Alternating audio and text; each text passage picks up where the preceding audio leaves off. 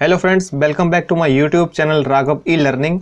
और जैसा कि आप में से कुछ लोगों ने कमेंट किया था कि भाई जो एग्रीकल्चर के ऊपर जो वैकेंसीज़ आती हैं उनका हमें पता कैसे चलेगा, क्योंकि ऐसी बहुत सी वैकेंसीज़ होती हैं जिनका विज्ञापन जो है वो सरकारी रिजल्ट जो एक बेहद पॉपुलर वेबसाइट है और प्राइवेट में जो नौकरियाँ होती हैं उनको सरकारी पे विज्ञापन नहीं आता है। और दोस्तों, अधिकतर जो एग्रीकल्चर रिलेटेड जॉब्स होती हैं वो सरकारी रिजल्ट पे आपको नहीं दिखाई देती हैं, तो उनको हम नहीं देख पाते हैं, तो सर इन पर वीडियो बना दीजिएगा। तो दोस्तों, एक वैकेंसी आ गई है इफ़को एजीटी की, ठीक है, इफ़को एग्रीकल्चर ग्रेजुएट ट्रेनी इसका फुल फॉर्म होता है। तो इसके ऊपर जो वैकेंसी आई है उसके ऊपर मैंने ये वीडियो आपके लिए तैयार किया है। इसमें आपको मैं बताऊंगा कि कौन कौन से लोग उसमें फॉर्म डाल सकते हैं और किस सेमेस्टर तक आपका रिजल्ट जो है आ गया है तो आप फॉर्म डाल सकते हैं, और इसमें आपका पे लेवल क्या रहने वाला है, आपकी जॉब प्रोफाइल क्या रहेगी और आपका सिलेक्शन प्रोसीजर क्या रहेगा, सारी बातों को एक एक करके डिस्कस करूंगा। आपको हिंदी में बताऊंगा, हालांकि इन्होंने अपना जो वेबसाइट है उस पर इंग्लिश में बताया, लेकिन मैं आपको हिंदी में पूरा शुद्ध हिंदी में सब कुछ बताऊंगा कि आपको कैसे आप इस जॉब को प्राप्त कर सकते हैं, ठीक है। तो फ्रेंड्स, वीडियो को लाइक करिएगा, चैनल पर नए हो तो इसको सब्सक्राइब करिएगा। तो आइए दोस्तों, वीडियो को शुरू करते हैं। ये देखिए, Indian Farmers Fertilisers Cooperative Limited IFFCO का आपका फुल फॉर्म होता है, ठीक है, और न्यू दिल्ली में इसका हेड ऑफिस है। तो इन्होंने सबसे पहले क्या किया है कि online applications are invited from the individuals for the post of agriculture graduate trainee for its existing establishments, joint ventures and future projects anywhere in India और अब्रॉड, ठीक है। तो इनकी फ्रेंड्स जो जॉब लोकेशन है वो ऑल ओवर इंडिया रहने वाली है, क्योंकि इन्होंने स्टार्टिंग में ही बोल दिया है एनीवेयर इन इंडिया, ठीक है। तो एजीटी के लिए इन्होंने ये जो भर्ती निकाली है, तो सबसे पहले हम लोग देख लेते हैं इन्होंने क्वालिफिकेशन क्या क्या बताया है, और जल्दी से एक एक चीज़ को हम लोग फुल्ली कवर करेंगे। और फिर भी अगर आपके कोई भी सवाल रह जाते हैं फ्रेंड्स, लास्ट में आपको बताऊंगा कि इसकी तैयारी के लिए बेस्ट बुक क्या रहेगी, क्योंकि मैंने एक दो लोगों से कंसल्ट किया है जो एजीटी की नौकरी कर रहे हैं, जिनको नौकरी किए एक लोग को 4 साल हो गए हैं और एक लोग हैं जो उन्होंने अपना जो ट्रेनिंग पीरियड है वो कंप्लीट कर लिया है, और उनका क्या रिव्यू रहा है इस जॉब के ऊपर। सारी बातें आपको बताऊंगा, वीडियो में बने रहिए, एक एक बात आपको अच्छे ढंग से समझ में आ जाएगी। तो फ्रेंड्स, सबसे पहला आपका यहाँ पे उन्होंने दे रखा है क्वालिफिकेशन में इन्होंने कहा है कि for the BSc agriculture full time regular degree, ठीक है। इसमें उन्होंने ये कहीं मैंडेटरी नहीं किया है कि बीएससी एग्रीकल्चर आईसीआर वाले ही इसमें डाल सकते हैं। वैसे ऐसी बहुत सारी वैकेंसीज एग्रीकल्चर में आती हैं जिनमें क्या होता है कि जो आईसीआर से किया है वही लोग फॉर्म डाल सकते हैं, तो ये ऐसा इसमें कुछ नहीं कहा है। और आपका रेगुलर डिग्री होनी चाहिए, ठीक है। Those candidates whose final semester results are expected by May 2022 can also apply, ठीक है। इसमें उन्होंने क्या कहा है कि आपका 7th सेमेस्टर जो है उसका रिजल्ट आपका आ जाना चाहिए, और उसका रिजल्ट आपका आ गया है तो आप इसमें फॉर्म अप्लाई करें जब आपको लगे कि आपका 8th सेमेस्टर का रिजल्ट भी मई 2022 में आ जाएगा, ठीक है। तो मई 2022 तक जिनका 8वें सेमेस्टर का रिजल्ट आने की ज़्यादा चांस हैं, और अगर कहूँ तो 100% चांस हैं, वही लोग ये फॉर्म अप्लाई कर सकते हैं, ठीक है। और फ्रेंड्स, आगे आपको बताऊंगा कि इसमें आपको बुक कौन सी सबसे बेस्ट रहेगी। और अगले उन्होंने कहा है कि general OBC candidates should have secured A minimum aggregate of 60% marks, ठीक है। जो कैंडिडेट हमारे जनरल और ओबीसी कैटेगरी से आते हैं उनको उनके एग्रीकल्चर में ओवरऑल 60% ओवरऑल जो मार्किंग है वो उनकी रहनी चाहिए। और SC ST जो कैंडिडेट्स हैं हमारे भाई लोग, उनके लिए 55%, ठीक है, 55% मार्किंग रहनी चाहिए। मैं आपको ये देखिए 55% मार्क्स और ये 60% मार्क्स आपका जनरल ओबीसी का होना चाहिए, ठीक है। और आगे इन्होंने बताया कि those candidates who have CGPA score in BSc agriculture degree should convert into percentage while filling the application form, ठीक है। तो ऐसा नहीं कि आपका CGPA आपका 60% बन रहा है तो आप फॉर्म अप्लाई कर दें, नहीं, पहले आप उसको परसेंटेज में कन्वर्ट करिए। तो अगर आप लोग बताएंगे तो मैं CGPA से परसेंटेज में कैसे कन्वर्ट करते हैं उसके ऊपर भी एक वीडियो बना दूंगा। तो आप लोग जैसे आपकी इच्छा, ठीक है, आप लोग कमेंट में बता दीजिएगा कि हाँ हमें इसके ऊपर एक वीडियो चाहिए। और अगला टॉपिक जो 3 पार्ट है वो क्या है, the candidates who have passed BSc agriculture degree in year 2019 and thereafter can only apply, ठीक है। तो इसका मतलब ये होता है कि वो लोग जिनकी बीएससी एग्रीकल्चर 2019 या उसके बाद कंप्लीट हुई है वही इस फॉर्म को अप्लाई कर सकते हैं। ठीक है, अगला क्या है friends, the above qualifications should be from the UGC recognised university institute. ठीक है, तो यूजीसी रिकॉग्नाइज्ड यूनिवर्सिटी इंस्टीट्यूट ये एक टाइप का यूनिवर्सिटी है, वहाँ से आपकी क्वालिफिकेशन है वो होनी चाहिए। तो फ्रेंड्स ये हमारी सब वहीं से CSGM से कनेक्टेड है, तो इसको आपको कोई दिक्कत नहीं है। और आगे बढ़ेंगे फ्रेंड्स, एज लिमिट की अगर बात करें तो उन्होंने कहा है कि अपर एज लिमिट जो है वो 30 ईयर्स है। ठीक है, आप 30 ईयर्स यानी 30 साल से आप ज़्यादा नहीं हो सकते। और एक इन्होंने एक डेट दे दी है स्पेशल 1 फरवरी 2022। ठीक है, 1 फरवरी 2022 को आप 30 साल से अधिक उम्र के नहीं होने चाहिए। ठीक है, तो मुझे लगता है उम्र निकालना आप सबको आता ही होगा, और जो लोग ये वीडियो देख रहे हैं वो सब इस कैटेगरी के अंदर आ जाएंगे। ठीक है, और इन्होंने नीचे क्या कहा है कि जो SC ST कैंडिडेट्स हैं उनको 5 ईयर्स का रिलैक्सेशन, ठीक है, यानी वो 35 साल के भी हो रहे हैं तो वो फॉर्म अप्लाई कर सकते हैं। And 3 year of OBCs not belonging to creamy layer.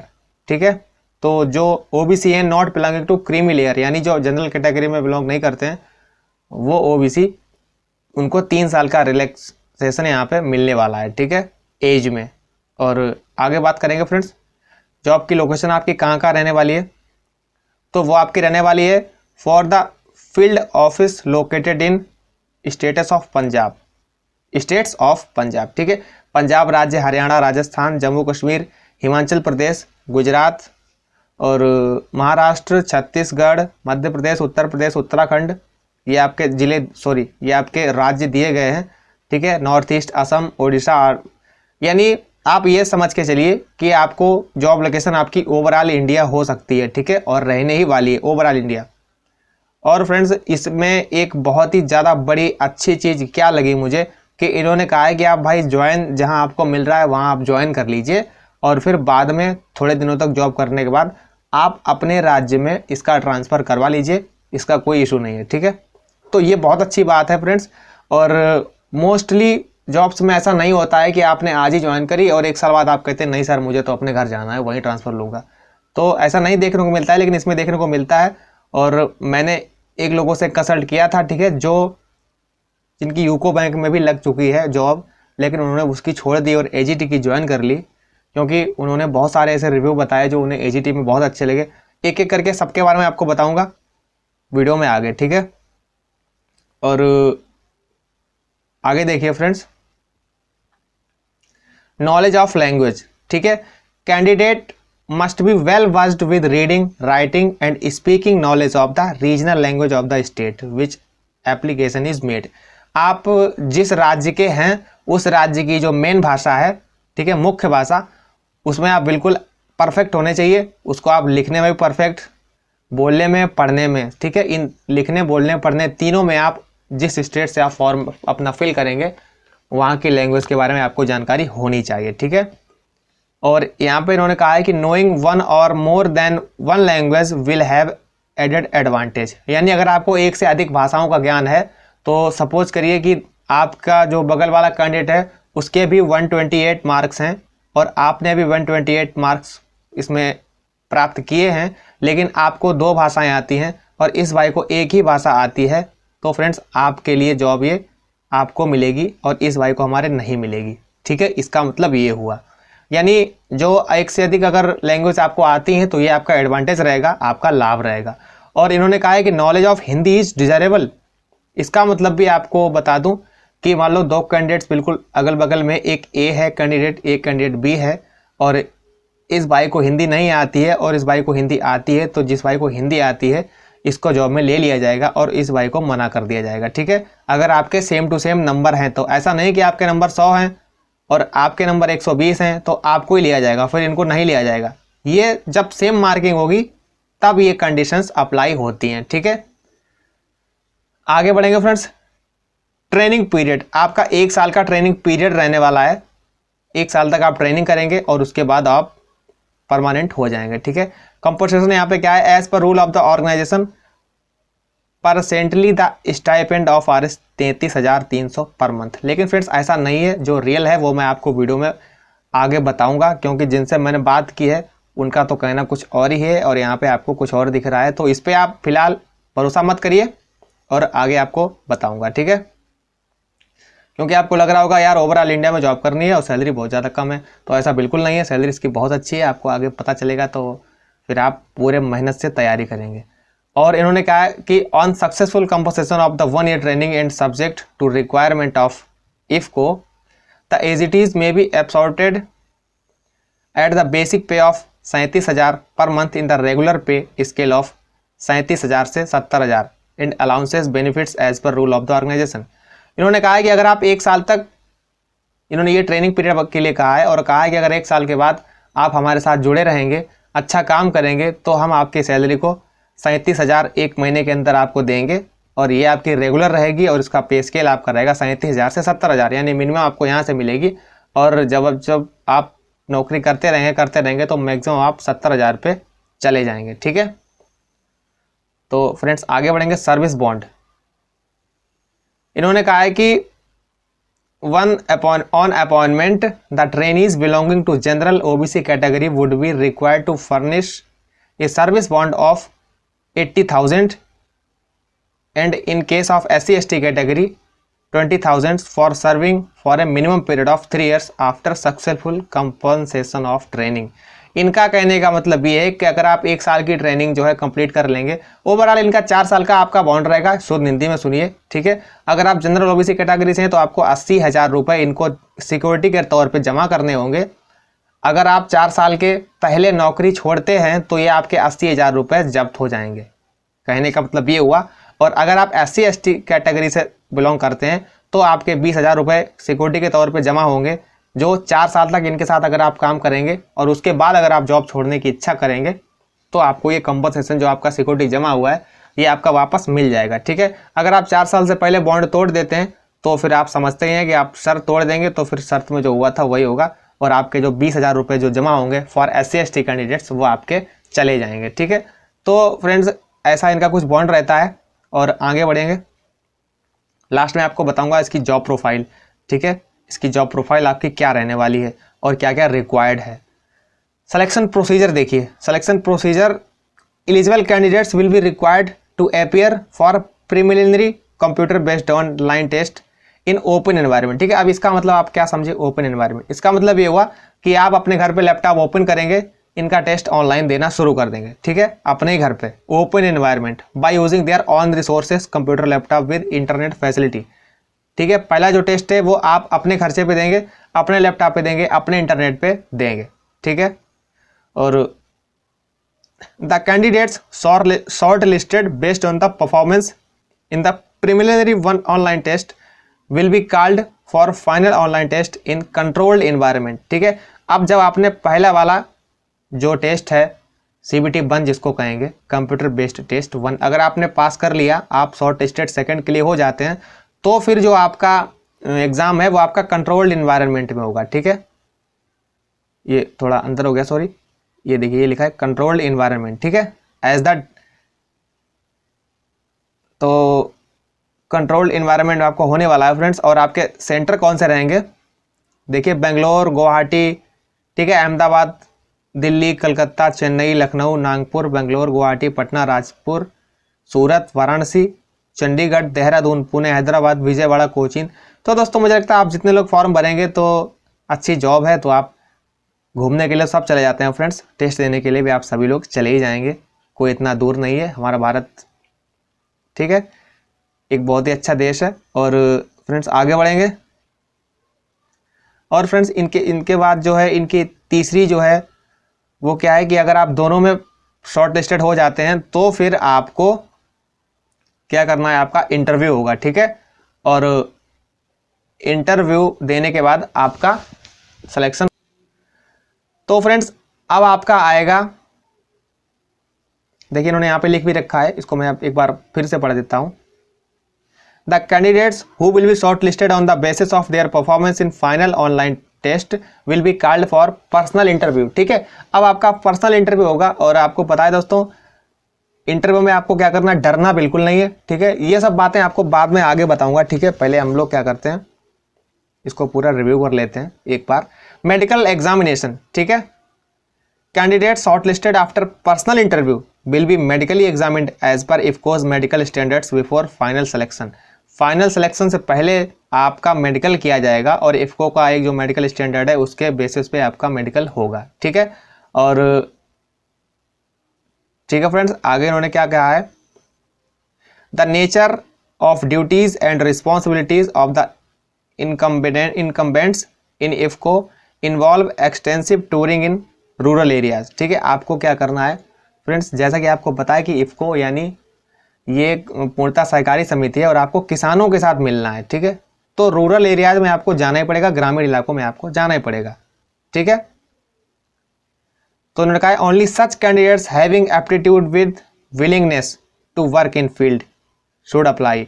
ऐसा नहीं है कि आपकी इच्छा है कि नहीं हम तो ऑफिस में रहेंगे और बड़े बड़े शहरों में रहेंगे, ऐसा नहीं है। आपको गाँव में जाना पड़ेगा और हर डिस्ट्रिक्ट में एक एजीटी होता है, ठीक है। तो आपको क्या करना है, ग्रामीणों से मिलना पड़ेगा, किसानों से मिलना पड़ेगा। आपको ऐसा नहीं कि मेरे कपड़े गंदे हो जाएंगे, ये है वो है, तो ऐसा भी आपका नहीं। इन्होंने जनरल में आपको बताया, जनरल में कि आपको अगर इसकी आप इच्छा रखते हैं तभी आप इसमें अप्लाई करें, ठीक है। और फ्रेंड्स इसकी जो लास्ट डेट है वो आपकी है 15/4/2022, ठीक है, 15 अप्रैल 2022। तो मुझे लगता है 7th सेमेस्टर का जो रिजल्ट है वो 15 तारीख से पहले अगर आ जाता है तो आप लोग आसानी से इस फॉर्म को फिल कर पाएंगे। अब फ्रेंड्स हम लोग चलते हैं, इसकी जो टेस्ट होगा, मार्किंग जो होगी वो आपकी कैसे होगी, तो टेस्ट के लिए आपको ले चलते हैं अगली स्लाइड पर। तो फ्रेंड्स हम लोग आ चुके हैं इफको एजीटी 2022 के एग्जाम पैटर्न पर। और अगर आपने अभी तक वीडियो को लाइक नहीं किया है तो यार वीडियो को लाइक तो कर ही देना, आपके लिए थोड़ी सी मेहनत, तो आप हमारे लिए भी थोड़ी सी मेहनत प्लीज़ कर ही दीजिए। और चैनल को सब्सक्राइब नहीं किया है, ऐसे ही देख रहे हो तो सब्सक्राइब भी कर लीजिए, क्योंकि एजीटी के फुल टू अपडेट रहेंगे हम लोग इफको एजीटी से। और चाहूँगा कि आप में से अधिक लोगों को ये जॉब जो है वो प्राप्त हो सके, ठीक है। तो एग्रीकल्चर के आपके फ्रेंड्स 100 क्वेश्चन आने वाले हैं, ठीक है, ये देखिए, और 100 नंबर के होंगे। एनालिटिकल एबिलिटी के आपके क्वेश्चन आने वाले हैं 10, ठीक है। और टेस्ट ऑफ रीजनिंग, इसके भी आपके 10 नंबर आने, 10 क्वेश्चन 10 नंबर के रहेंगे। और न्यूमेरिकल एबिलिटी यानी गणित के आपके 10 क्वेश्चन रहेंगे। और general awareness of agri scenario, ठीक है। एग्रीकल्चर से रिलेटेड जो है, पंचायती राज से रिलेटेड, कोऑपरेटिव से रिलेटेड जो क्वेश्चन है वो भी आपके 10 आएंगे और 10 नंबर के होंगे। कम्युनिकेशन स्किल आपकी रहेगी 10 नंबर की, 10 क्वेश्चन रहेंगे 10 नंबर के। तो कुल मिला के आपके 150 क्वेश्चन है 150 नंबर के। लेकिन फ्रेंड्स सोचने वाली बात ये है कि आपका जो ड्यूरेशन है वो ओनली 60 मिनट रहने वाला है, ठीक है। 60 मिनट के अंदर 150 क्वेश्चन। फ्रेंड्स थोड़ा सा टाइम कम है, ठीक है। जो लोग ऑनलाइन पेपर देते हैं उनको पता है कि थोड़ा सा टाइम जो है आपका यहाँ पे इन्होंने थोड़ा सा कम दिया है। कोई नहीं, आप लोग बिल्कुल मेहनत करिए, क्योंकि जो जितना टाइम आपको दिया उतना ही दूसरे कैंडिडेट्स को, आपके अपोनेंट्स को दिया गया है। तो आप बिल्कुल ध्यान रखिए और एग्रीकल्चर पे आप ज़्यादा फोकस करिए, ये आपका मेन सब्जेक्ट रहेगा। इसमें आपको 100 में अच्छे नंबर लाने हैं। और एनालिटिकल, टेस्ट ऑफ रीजनिंग, ये थोड़ा टाइम टेकिंग क्वेश्चंस होते हैं। न्यूमेरिकल एबिलिटी, तो इनको आप थोड़ा सा मतलब ध्यान दीजिए। ऐसा नहीं कि हम ध्यान ही नहीं देंगे, लेकिन आप इनको ध्यान दीजिए। लेकिन उतना ध्यान मत दीजिए कि आपका पता चला टाइम ही खत्म हो गया और ना इधर के रहे ना उधर के रहे, तो ऐसा भी आपका नहीं होना चाहिए। तो फ्रेंड्स आप हो सकता है इसका स्क्रीनशॉट अगर आपने ले लिया है, अगर नहीं लिया तो आप इसका स्क्रीनशॉट ले लीजिए, ठीक है। और अब बढ़ेंगे दोस्तों जॉब प्रोफाइल के ऊपर। तो फ्रेंड्स फाइनली हम लोग पहुंच चुके हैं इफको एजीटी की जॉब प्रोफाइल पर। जब आप ये तीनों स्टेजेस कंप्लीट कर लेते हैं तब आपकी जॉब प्रोफाइल क्या रहने वाली है। तो पहला तो बॉयज़ विल बी प्रेफरेंस, ठीक है। बॉयज़ जो हैं वो इनके पहली पसंद रहेंगे। तो इसका मतलब ये नहीं है कि जो लड़कियां हैं वो इसमें नहीं ली जाती हैं, ऐसा नहीं है। जिनसे मैंने बात करी है, जिनको 2 साल हो चुके हैं मोस्टली, ठीक है, 1 साल ट्रेनिंग का, 1 साल उनकी जॉब का, वो भी एक गर्ल हैं, वुमेन है। तो ऐसा नहीं है कि लड़कियों को ये लेते नहीं है, ऐसा बिल्कुल नहीं है। लेकिन दोस्तों क्या होता है, ये एक फील्ड वर्क वाली जॉब है, तो थोड़ा सा वुमेन्स को दिक्कत होती है, इसलिए जो इनका पहला प्रेफरेंस रहता है वो लड़कों पे रहता है। लेकिन ऐसा नहीं है फ्रेंड्स, आज का दौर जो बदल चुका है और इफको को भी इसको बदलना चाहिए। ऐसा नहीं है कि जो काम लड़के कर सकते वो लड़कियां नहीं कर सकती, थोड़ा सा टाइम बदल चुका है। और आपका अगला रहेगा नो ऑफिस जॉब, ठीक है। ये ऑफिस जॉब नहीं है, आपको फील्ड पे रहना पड़ेगा, फील्ड वर्क है, किसानों से मिलना पड़ेगा, तरह तरह की आपकी मीटिंग्स करनी पड़ेंगी, उनको बताना पड़ेगा, तो फिर आपको, अगर आप ये सोच के इस जॉब में जाने वाले हैं कि आपको अच्छा सा ऑफिस मिलेगा, तो ऐसा बिल्कुल नहीं है फ्रेंड्स, ठीक है। नो वर्किंग आवर्स, इसमें ऐसा नहीं कि आपने हाँ सुबह 10 बजे से आपकी जॉब स्टार्ट और शाम को 5 बजे ख़त्म, उसके बाद आपको कुछ नहीं करना, नहीं, ऐसा नहीं है। आप सुबह उठिए आराम से 11 बजे फील्ड पे पहुंचिए और वही आपका 5, 6, 7 बजे, जब तक आपका काम रहता है, जब तक आपकी मीटिंग रहती है, ठीक है, आप जो भी प्रोग्राम्स करवा रहे हैं, जब तक आपका ख़त्म नहीं होता तब तक आप काम पे रहेंगे। और शाम को हो सकता है 9 बजे आपसे एंट्री मांगी जाए कि आपने आज क्या क्या किया है, उसको बताइए। तो फ्रेंड्स ये अपनी तरफ से अगर आप देखें फ्रेंड्स, तो इसका कोई वर्किंग आवर्स नहीं है। और आगे बढ़ेंगे friends. Target will be to sell the material, ठीक है।